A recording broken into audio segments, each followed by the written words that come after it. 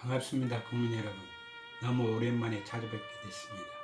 오늘은 대통령이 갖춰야 될 자격에 대해서 여러분들과 말씀을 나누도록 하겠습니다. 요새 이제 대통령 선거가 1년여 밖에 남지 않았기 때문에 많은 사람들이 대통령을 꿈꾸고 있는 것 같습니다. 물론 많은 사람이 나와서 국민 여러분들에게 선택을 받는 것 아주 중요합니다. 그렇기 때문에 제 생각을 여러분들에게 말씀드리도록 하겠습니다. 대통령이 될 사람은 우선 첫 번째가 나라의 근간인 헌법을 준수해야 된다고 생각합니다. 우리 대한민국 헌법은 전문과 130개 조의 조문으로 구성된 헌법이 있습니다. 이 헌법에 근거해서 다시 여러 법률이 국회에서 생산되고 행정부에서 집행되고 사법부에서 그 법을 판결하는 이런 형태로 국가가 유지되고 있습니다. 국민 여러분, 우리 헌법에는 헌법 제10조부터 39조까지 국민의 권리와 의무에 대해서 기록하고 있습니다.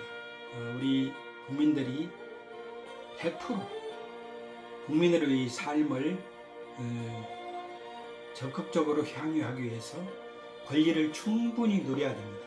하지만 권리에 못지않게 민주주의에서는 책임과 의무도 당연히 뒤따라야 됩니다. 그래서 제가 여러분들께 말씀드릴 수 있습니다. 국민이 누리는 권리는 100% 누려야 됩니다. 100%. 하지만 국민이 국민된 도리로서 책임과 의무를 다해야 되는 것은 100.1%라고 생각하시면 여러분들이 권리와 의무의 동등성을 기억하실 수 있을 것입니다. 우리나라가 현재까지 이렇게 지탱되고 유지되는 것은 우리 국민 여러분이 헌법과 법률을 잘 지켜왔기 때문이라고 생각이 됩니다. 하지만 최근에 각종 사건 사고에서 보듯이 국민이 국민된 의무, 책무를 다하지 못하기 때문에 일어나는 사건들이 너무나 많이 있습니다. 권력자들은 권력자대로, 또 국민은 국민대로 많은 의무사항을 위반하는 것을 노출하게 됨을 우리가 보게 됩니다. 그래서 제가 특별히 오늘 국민 중에서 대통령을 해보겠다 하는 사람들의 자격, 자질에 대해서 우선 중요한 것만 몇 가지 말씀드리도록 하겠습니다. 첫째는 우리 국민된 의무로서 권리면서 의무인 교육을 받게 할 의무. 우리 자녀들에게 우리의 미래 세대인 다음 세대에게 부모들은 국민으로서 최소한의 국가가 정한 의무교육 이상은 교육을 가르쳐야 할 책무가 있습니다. 또 두 번째, 권리면서 의무입니다. 근로 의무입니다. 정말 사지가 멀쩡하고 정신이 맑은 사람이 직업이 없이 일자리가 없이 빈둥댄다, 허송세월한다, 놀고 먹는다, 이런 것은 도저히 있을 수가 없습니다. 반드시 일자리를 찾아서 적재적소에서 자기 능력과 또 자기 소질을 개발할 권리가 있고 의무가 있는 것입니다. 반드시 직장을 찾으시기 바랍니다. 국가는 그들이 맘 놓고 일할 수 있는 직장과 일터와 근무 여건을 바로 세워야 됩니다. 제가 그 책무를 감당하겠습니다. 우리나라 임시근로자는 말할 것도 없고 같은 일을 하면서도 임금을 제대로 받지 못하는, 또 정기주간으로 인정을 받지 못하는 비정규직 근로자가 너무나 많이 있습니다. 이거 다 저는 해결할 수 있습니다. 여러분들은 그 방법 아직까지 제시하지를 못했는데 저는 분명히 제시할 것입니다. 또 세 번째는 의무라고는 표시되어 있지 않았지만은 헌법 제35조에 환경보존의 책무가 있습니다. 국민 모두를 비롯한 이 세계에 함께 어울려 사는 모든 사람들은 환경을 보존해야 할 의무가 있습니다. 환경이 파괴돼 가지고 기후전환도 일어나고 또 코로나19와 같은 바이러스 천국이 되고 있다는 사실을 여러분 잘 알고 있을 겁니다. 반드시 환경 보존을 위한 노력과 의무를 다해야 된다고 생각이 듭니다. 또 환경을 어지럽히는 그런 사람들은 엄하게 처벌을 해야 경제성과 경제적인 이익과의 형량을 비교해서 잘못을 저지르면 손해가 날 수 있다는 것을 분명히 인식시켜 줘야 합니다. 또 네 번째, 이것은 권리는 없습니다. 의무입니다. 의무.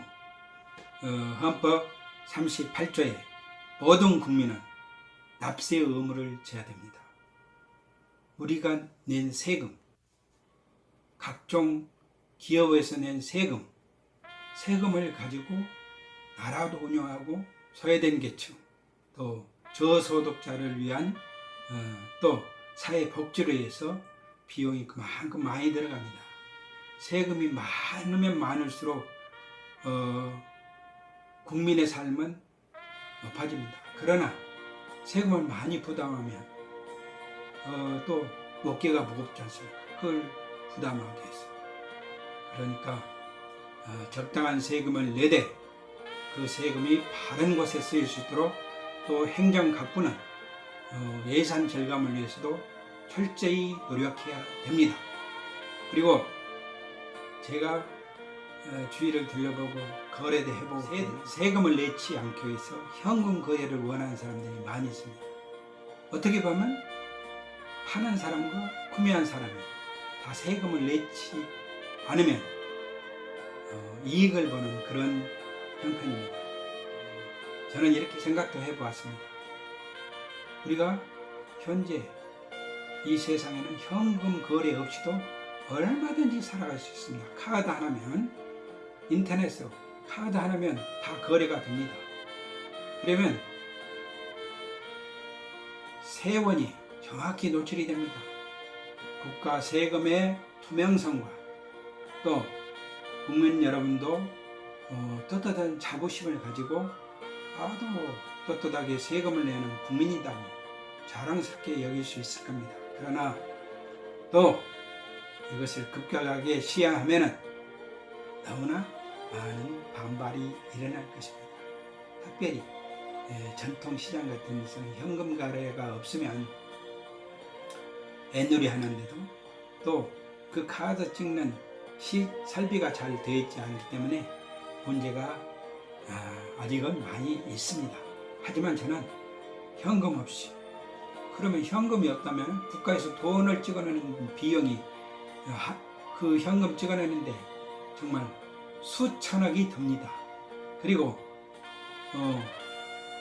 돈이 자주 닳고 또 간수를 잘못해서 막 접치고 꾸며서 그렇게 찍어낸 돈이 한 해 수천억이 든다고 저는 알고 있습니다. 그런 거 얼마든지 막을 수 있습니다. 카드만 있으면 인터넷 상거래 많이 지금 활성화되고 있죠. 전통시장이나 종교계 또 세금을 내지 않으려고 하는 사람들 싫어할 것입니다. 차츰 연구해야 될 사안이라고 생각이 됩니다. 반드시 국민 여러분 납세 의무를 잘 해주시기 바랍니다. 세금을 내지 않는 사람은 외국 여행을 다닐 수 없도록 공항만 출입을 금하도록 법률로 만들 것입니다. 세금 철저히 납부해 주시기 바랍니다. 더더욱 국가의 통치자가 되고자 하는 대통령 후보자라면 세금을 잘 납부해야 되겠죠. 또 다섯 번째, 아주 중요합니다. 이건 중요한데 잘 지켜지지 않고 있어요. 우리나라는 동족 상잔의 비극을 겪은 6.25 이전부터 남북이 분단돼서 휴전선 이남의 대한민국과 휴전선 이북의 북한이 서로 총뿌리를 맞대고 대치하고 있지 않습니까? 여러분, 국방의 의무 신성합니다. 국방의 의무를 수행하지 못한 사람은 대통령이 되면 안 됩니다. 앞으로 대통령이 될 사람은 무조건 좀 결격 사유가 있더라도 될 수 있으면 군대 가려고 노력해서 군대를 가라고 저는 권유하고 싶습니다. 그래야 국군을 통수할 수 있는 통수권자가 될 수 있다고 봅니다. 군대 생활을 안 해본 사람이 어떻게 국군을 통수할 수 있겠습니까? 그런데 많은 사람들이 이제까지는 각종 시험을 보기 위해서 고시를 배수하기 위해서 군대 가지 않았습니다. 또 돈이 많아서 돈으로 해결한 사람도 많았습니다. 거기에는 군대를 면탄할 목적을 가진 사람과 또 그것을 눈 감아주는 그런 사람들이 있었기 때문일 것입니다. 이건 범죄입니다. 헌법을 위반한 사람은 대통령이 절대 될 수가 없습니다. 최근에 검찰총장을 하신 분이 집권당하고 검찰 개혁 때문에 의견이 맞지 않아서 자기가 탄압을 받는다, 이런 모양새를 많이 보여줬죠. 언론도 야권에서도 그걸 많이 주장했습니다. 그러나 그 사람은 그 사법고시를 패스하기 위해서 신문에 보니까 9번이나 왔다고 그래요. 그런데 군대를 가지 않았습니다. 현역을 연탈했습니다. 자기는 건강에 안 좋아서 그랬다고 할 수 있겠으나 지금 그 돌아다니는 신체를 보면은 그 당시에는 더 좋았을 것이라고 나는 생각이 됩니다. 그 사람과 신체 검사를 담당한 의사인지 그런 판정관이 반드시 부정이 있을 것이라고 나는 확신을 합니다.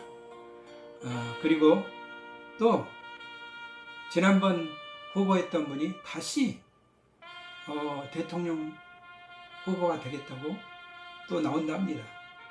그분도 군대를 가지 않았습니다. 우리 역대 대통령 중에서 군대 안 간 사람이 상당수 있습니다. 그렇지만 이제는 안 됩니다. 군대도 가본 사람이 어떻게 국군을 통수할 수 있겠습니까? 육군은 2년 24개월 근무고요. 해군은 2년 2개월, 공군은 2년 3개월이라고 병역법에 그렇게 나와 있더라고요. 지금 요새는 대한민국의 모든 남자는 국방의 의무를 진다고 되어 있는데 요새는 여성분들도 군대 많이 갑니다. 여성분들은 의무가 아닌지 알아요. 그렇지만 군대를 많이 가고 있습니다. 과거 헌법재판소가 군대 갔다 온 사람들에게 가점 주는 것을 위헌이라고 판정했는데 저는 그거 잘못됐다고 생각합니다. 아마 그 당시에 위헌 판결을 한 사람도 반드시 어쩌면 군대에 안 갔다 온 사람이 많았을 것입니다.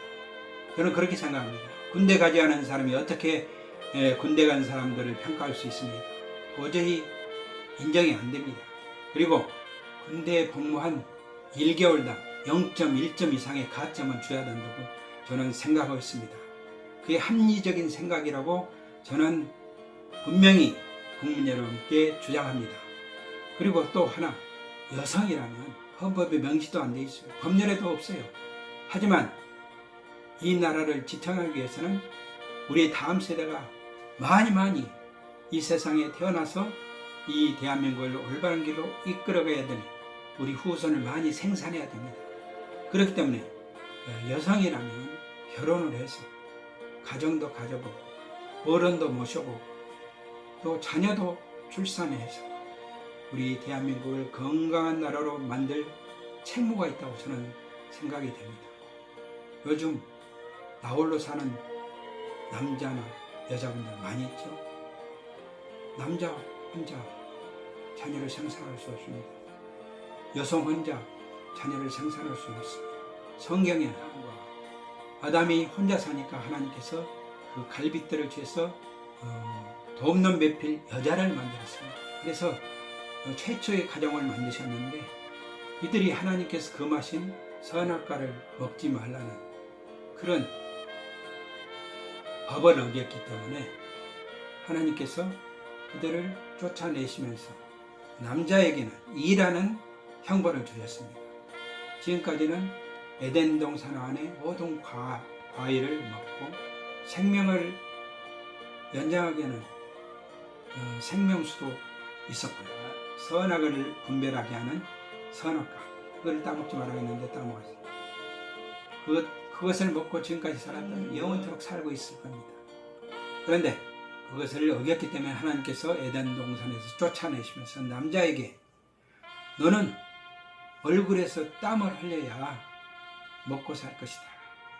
그리고 여자는 출산의 고통을 하나님께서 벌로써 주신 겁니다. 그렇기 때문에 남자 없이 자녀를 생산할 수 없고 여자 없이 자녀를 생산할 수 없습니다. 반드시 남녀가 가정을 이루어서 자녀를 생산할 수밖에 없습니다. 또 현재는 기술이 발달해서 정자 기증받은 걸로 생산할 수 있는데 그건 정상적이지 못합니다.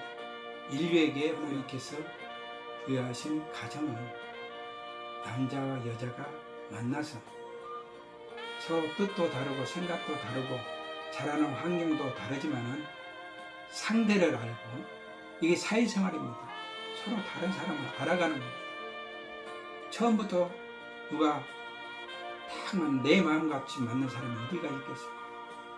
그런 것을 극복하면서 가정을 이루면서 작은 사회입니다. 이게 가정을 이루면서 또 그 사랑 가운데서 자녀를 생산해서 하나님께서는 생육하고 번성하여 땅에 충만하라 땅을 지배하고 다스리라 그런 의무를 인간들에게 주셨습니다. 가정은 하나님께서 부여하신 의무입니다. 그래야 사회가 생겨날 수 있고 사회가 지탱이 되고 국가가 보존되고 국가가 지속될 수 있는 것입니다. 국민 여러분께 간곡히 부탁드립니다. 우리 젊은 남성 여성분 정말 마음에 맞는 사람이 없고 사회 환경이 녹록지 못하더라도 결혼해서 우리의 다음 세대를 많이 생산해 주시면 좋겠습니다. 저는 그분들에게 대통령이 된다면 지금까지 한 200조를 인구 정책으로 썼다고 하는데 지난번에도 말씀드렸듯이 한 98조인가를 썼다고 저는 알고 있습니다. 이 98조도 어마어마한 돈입니다. 여러분, 저는 그 돈이 자녀를 생산한 가정에 직접 흘러가도록 그렇게 할 것입니다. 사회 간접 자본에 투자하는 것도 역시 투자해야 되겠죠. 이 나라가 세계에서 첫 번째로 저출산 국가입니다. 작년에 합계 출산이 0.86인가 0.83인가 자세히는 못 봤습니다만 하여간 OECD 중에서 최하 OECD 중에 최하면 세계 최하입니다. 이렇게 적은 인구를 우리나라가 직면하고 있습니다.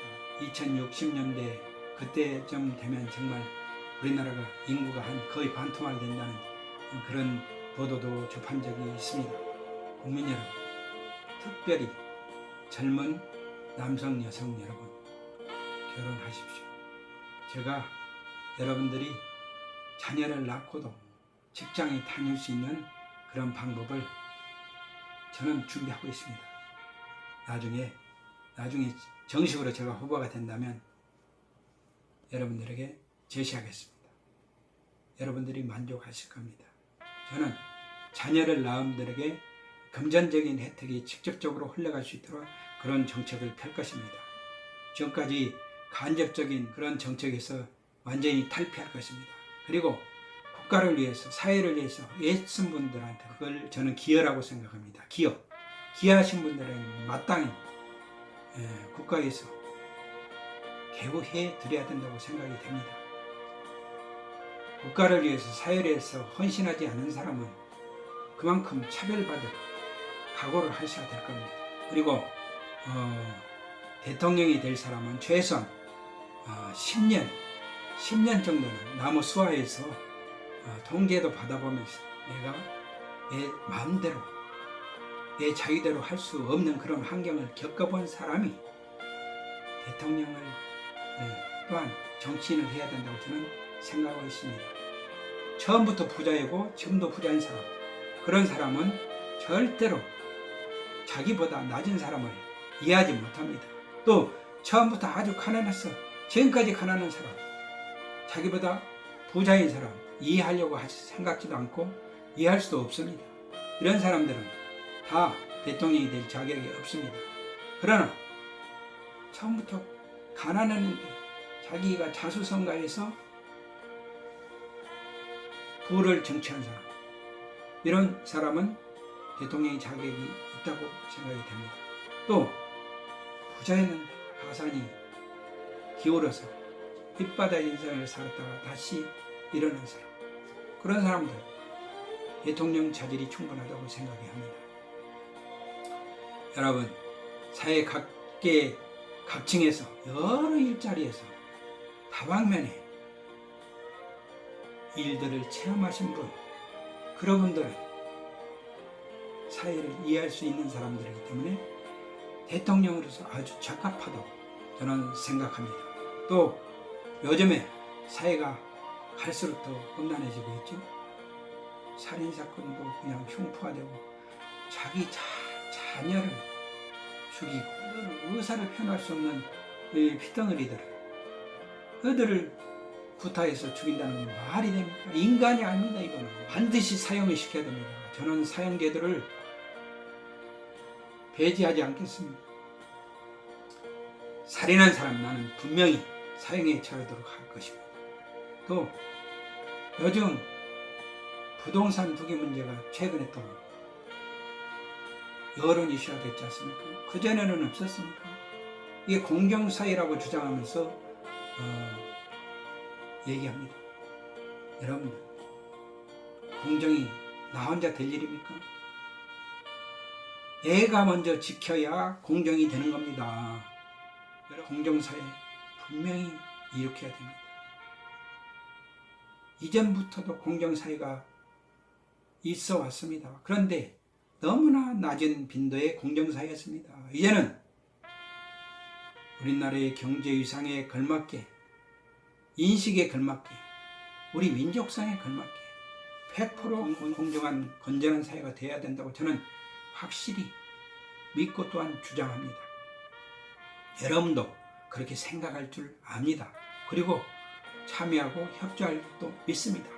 여러분, 다음 대통령 20대 대통령입니다. 아주 중요한 대통령 선거를 앞두고 있습니다. 여러분, 성경에서는 공정사회를 논의 강조하는데 정직과 공의라고 하나님께서 주장하고 있습니다. 정직한 세상, 정직한 사람이다. 한 주머니에 2개의 저울추를 넣지 마라.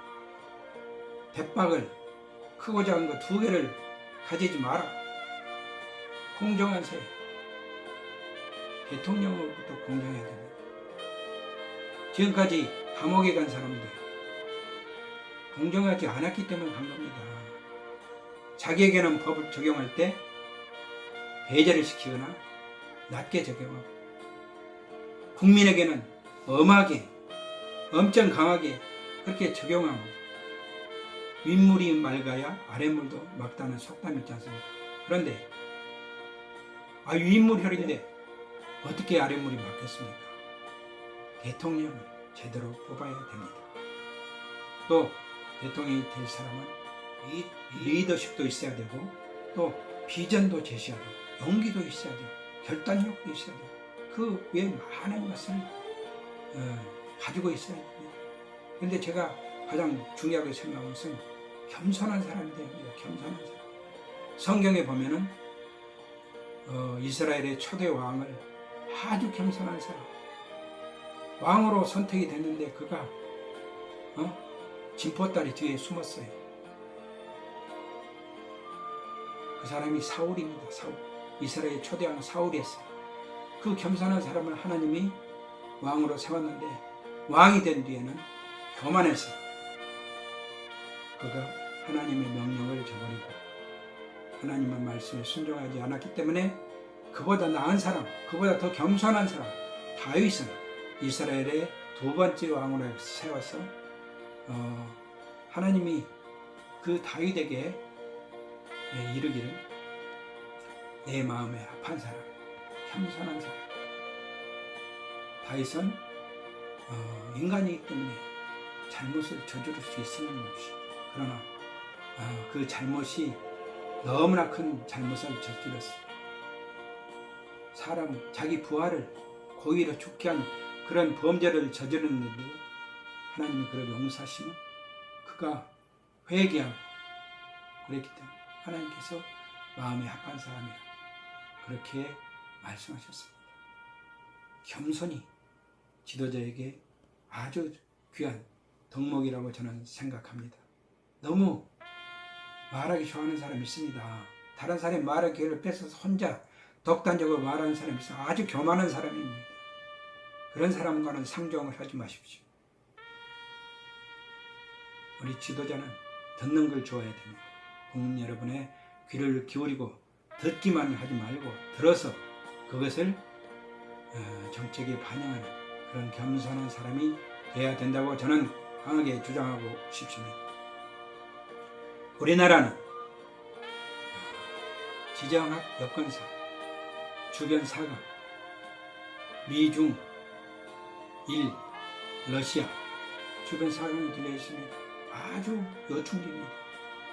그래서 외교적으로도 아주 중요한 나라이기 때문에 우리나라가 협력 안 하면 서로가 파탄이 날 수밖에 없습니다. 우리는 주변 사강을 비롯한 모든 국가와 서로 협력하고 협조해서 또 우리나라가 또 그들에게 너무 의지하지 말고 독자적인 노선을 걸으면서 병행해야 된다고 저는 생각합니다. 제가 여러분들에게 제가 여기 나오게 된 배경에 대해서 말씀드렸죠. 하나님께서 저에게 45라는 숫자를 계속 보여주셨다. 45는 무엇을 상징하나? 왕이나 대통령 상징한다 그랬죠? 광산 김씨 할아버지의 아버지께서 45대 신왕이십니다. 지난번 미국 대통령이 45대 트럼프 대통령이었습니다. 이번에는 대통령에서 떨어졌습니다. 그가 시사하는 바가 많이 있습니다. 저는 그분에게서 여러 가지를 배웠습니다. 2017년도 동창회 가니까 동창회 현수막에 2박 45주년 졸업 42주년 기념이라고 그렇게 말씀드렸잖아요. 45, 40이라는 숫자를 저에게 보여주셨습니다. 또 제가 인천대학교 정책대학원을 2018년도에 입학했는데 그 입학 축하 환영식장에 45기라는 숫자를 또 보여주셨어요. 또 성경에 또 믿음의 조상 우리 할아버지 아브라함부터 빛으로 오신 예수님, 인간의 몸을 입고 오신 하나님이신 예수님까지 42대라는 것. 또 부흥회 때 어떤 목사님이 이스라엘이 출애굽 애굽의 종살이에서 해방되어서 광야에서 한 40여 년 넘게 광야 생활을 했는데 이 장막을 41번을 옮겼다 그러시더라고요. 40일. 믿음의 조상 우리 할아버지부터 저까지 계속 저희 자녀들까지 계속 계대하는데 왜 나는 41대일까 이런 이야기를 하는데 그 41대라는 숫자를 저한테 보여주시더라고요. 또 42번째는 하나님께서 약속하신 가나안 복지로 들어가는 것이 42번째입니다. 완전한 그런 역사를 이루는 것입니다. 저는 그것을 깨달았습니다. 제가 40일인데 시조 할아버지는 40일인데 또 신라 45대 신왕 그 할아버지부터는 제가 40이라는 것을 알았습니다. 또 제가 지금까지 2017년도 그 당시 현재도 마찬가지입니다. 제가 외국 여행은 딱 한 번 갔습니다. 2017년도에 중고등부 해외 연합 수련을 하는데 라오스로 갔는데 그 우리를 영접해 주시고 안내하신 그 선교사님이 여러분들이 저에게 찾아오신 41번째 손님입니다 라는 말씀을 들려주시는 거예요. 40이라는 숫자를 또 들려주셨어요. 또 관세사 회장선거 2017년도 가는데 41대 관세사 회장선거라는 걸 또 들려주신 거예요. 참 어마하십니다. 지난번에 또 최근에는 또 제가 꾸물거리니까 45회 관세청 기청 기념일이라는 무산을 또 보여주셨다고 그랬잖아요. 네. 그래서 제가 출마를 결심하게 된 배경입니다. 그리고 우리 문자적으로 저한테 또 얘기해 주시던 우리 동네가 용강이라고 용이 사는 강 용강 그 북청 홈페이지에 2018년도 그 당시에 내가 우연히 보게 됐는데 거기에 우리 마을을 용강이라고 소개하지 않고 생룡이라고 소개했어요. 생룡이 뭡니까? 살아있는 용이잖아요. 그 생룡이라는 칭호는 후백제를 세운 견훤왕이 생룡에서 태어났다는 설이 있었어요. 생룡이라는 마을이 됐다고 해요. 그 우리 마을 소개를 생룡이라고 제가 부랴부랴 북구청에 건의사항을 썼어요. 민원을 넣으려 했더니 민원 쓸 사항이 없더라고요. 건의사항으로 빨리 동네 소개가 잘못했는지 고쳐달라고 했더니 오래 보니까 고쳐져 있더라고요. 그리고 또 한 가지 사실을 제가 또 알았습니다. 우리 광산김씨 대정회가 서울에 있는데 서울 마포구 용광동에 대정회가 있더라고요. 거기도 용광이에요. 용광. 하나님께서 시사하는 바가 큽니다. 저에게 들려주시는 또 보여주시는 현상이 이거 우연이 아닙니다. 또 저희가 사는 동네가 옛날에 우치동이었는데 최근에 이제 인구도 줄어드니까 우치동, 삼소동, 본천동, 세계동을 합쳐서 건국동이라고 되어 있더라고요. 건국이란 말은 나라를 세우라는 거 아닙니까? 또 제가 나온 학교가 건국대입니다. 여러분 또 제 아들도 건국대를 나왔습니다. 하나님이 한두 번 저한테 얘기해 주시고 보여주신 게 아니고 성경에서 2번을 연속해서 보여주시거나 말씀하시면 하나님께서 확정하시겠다는 뜻이라고 제가 말씀드렸잖아요. 저는 믿습니다. 하나님의 영광을 위해서 제가 또 2017년도에 사회복지사 교육을 받고 2급 자격을 따고 1급 시험을 보려고 했을 때도 하나님께서 제가 교회 일정 때문에 새벽 기도의 부흥회 때문에 1월 달에 공부를 해야 되는데 못하게 형편이 됐다고 지난번에 말씀드렸잖아요. 제가 기출문제하고 또 문제풀이 두 권을 사달라고 해서 공부를 했는데 한 권은 아예 보지도 못하고 시험 과목 8과목 되는데 5과목은 보고 3과목 아예 보지도 못했다고 그런 지난번에 말씀드렸습니다. 과락이 나올 줄 알았습니다. 하나님께 기도할 때 제가 이렇게 말씀드렸습니다.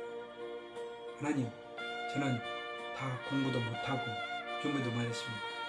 제가 새벽 기도회와 부흥회는 빠지지 않겠습니다. 하나님께서 내가 비록 공부를 못했을지라도 분명히 1급을 합격시켜 주신다면 하나님께서 살아계심을 믿고 하나님이 저에게 간증거리가 되므로 영광을 받으실 것이라는 것을 하나님한테 기도를 했습니다. 그랬더니 하나님께서 한 문제도 더 맞게 하시지 않고 딱 60점으로 합격시켜 주시다고 저렇게 간증했잖아요.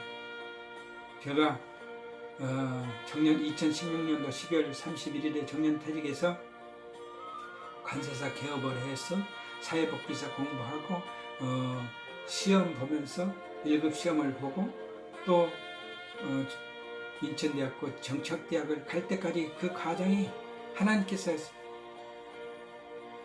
톱니바퀴 막히듯이 그렇게 지금은 그 당시에는 1월 달에 제가 접수한 것 같은데 지금은 12월 달에 접수를 하더라고요. 심수본 그런 과정 절차를 또 지금 살아온 환경과 일정을 다 보더라도 하나님의 섭리하심 하나님 그 가운데 있다는 것을 여러분들에게 말씀을 드렸습니다. 제가 하나님께서 저에게 사명을 주셨던 4가지 사명. 첫 번째는 국민통합, 국민화합. 사하고 노열된 이 나라 국민들을 하나로 통합하라는 사명을 주셨습니다. 두 번째는 남북 통일입니다. 또 세 번째는 종교 개혁입니다. 이 종교 개혁이라는 뜻은 기독교 개혁입니다. 기독교 개혁. 또 네 번째는 국제협력입니다. 국제협력. 그 외에 헌법의 명시는 문화창달 또 그 외에 여러 가지 사명들 많이 있습니다. 그거 제가 잘 알고 있습니다. 여러분 저에게 기회를 주십시오. 하나님은 사람을 통해서 역사하십니다. 여러분 예수님을 믿지 않아도 여러분에게 권장드립니다. 성경을 한 번이라도 읽어보십시오. 인간의 살아갈 도리, 인간이 해야 될 그런 역할에 대해서 기재되어 있습니다.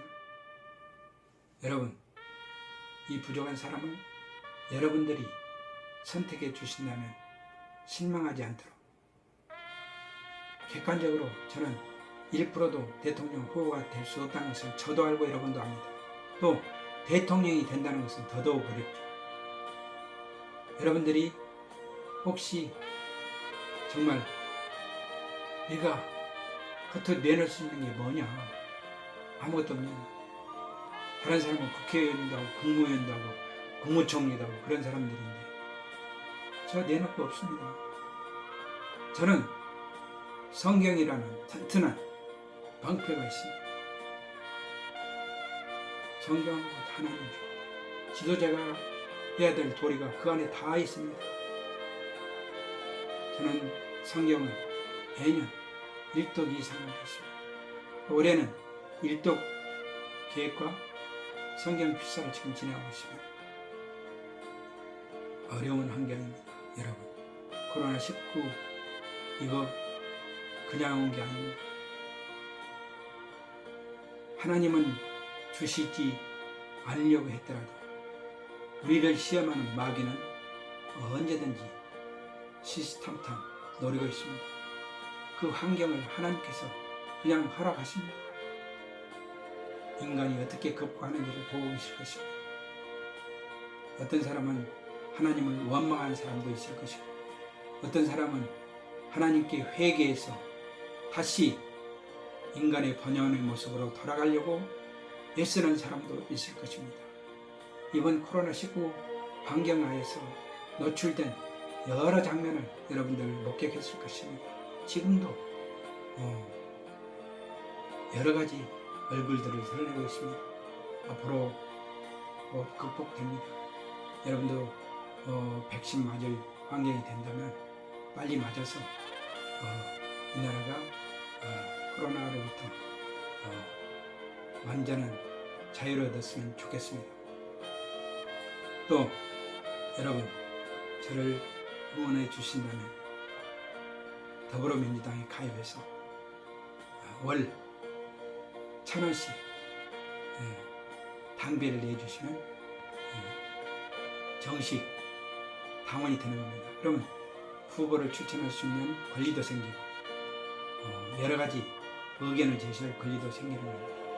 여러분 더불어민주당에 가입해서 꼭 저를 선택해 주십시오. 또 저를 지원해 주신다면 1만 원씩 저에게 후원해 주시면 감사하겠습니다. 국민은행입니다. 011-21-0112-810 국민의힘 김선기입니다. 또 여러분, 왜 인기 없는 더불어민주당을 제가 선택하신 줄 압니까? 민주라는 가치, 그것을 보고 저는 더불어민주당에 가입했습니다. 더불어민주당이 여러분들의 보시기에 지금 신망한 측면을 많이 보여주고 노출하고 있습니다. 저는 민주당원이면서 민주당을 계획할 사람입니다. 제가 기독교이면서 기독교를 계획할 사람입니다. 나는 기독교를 탄압하는 것이 아닙니다. 민주당을 탄압하는 것이 아닙니다. 민주적인 가치에 기반해서 제가 제 사고는 극우적인 사고과 국민 모두를 위한 극좌까지 다 아우르는 스펙트럼을 가지고 있습니다. 그러나 저는 분명히 말씀드립니다. 공산주의는 절대 배경입니다. 저는 나중에 이 나라에 간첩이 있다면 사형시킬 겁니다. 안 됩니다. 살인자 안 됩니다. 사기 안 됩니다. 사기꾼 1억 이상 사기를 친 사람은 반드시 사형에 처할 것입니다. 이 나라가 신뢰사회가 되어야 됩니다. 신뢰가 망가지면 서로 믿고 살지 못합니다. 대한민국을 유지하는 일, 신뢰입니다. 믿음입니다. 여러분, 감사합니다. 오늘은 제가 복음송 3분짜리 하나 들려드리도록 하겠습니다. 감사합니다.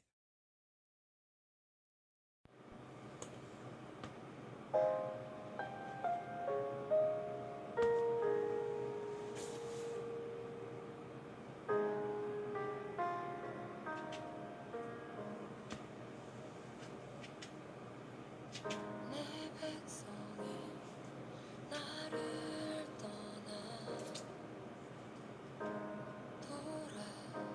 돌아섰지만 내 사랑이 내 백성을 포기 못하니 내 모든 것 내어주고 나 그들을 얻으리라. 여호와께 돌아가자. 우린 돌아서도 그는 변치 않네.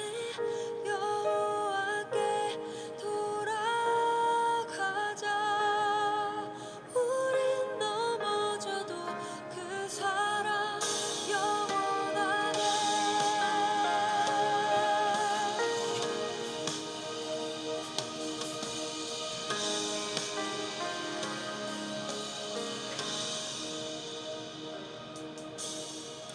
내 백성